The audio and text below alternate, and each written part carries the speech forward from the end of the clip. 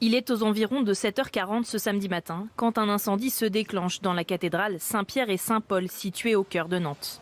J'ai entendu le carillon se déclencher et là quand je suis sorti et que j'ai vu toute la partie au-dessus de la porte centrale en flammes, je peux vous dire que ça fait un sacré choc. Aussitôt, les pompiers reçoivent de nombreux appels de riverains. Une centaine de soldats du feu et 45 engins de secours sont rapidement mobilisés. Lorsque les premiers secours sont arrivés, ils étaient face à un violent incendie au niveau du grand orgue, au premier niveau dans la cathédrale.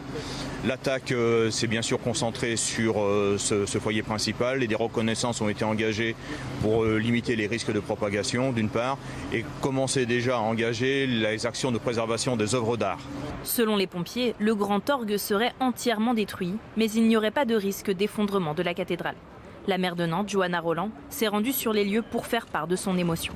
C'est une partie de notre histoire, c'est une partie de notre patrimoine, c'est une partie de notre grand patrimoine. Et puis c'est l'attachement affectif des Nantaises et des Nantais.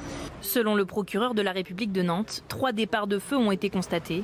Une enquête pour incendie volontaire a été ouverte.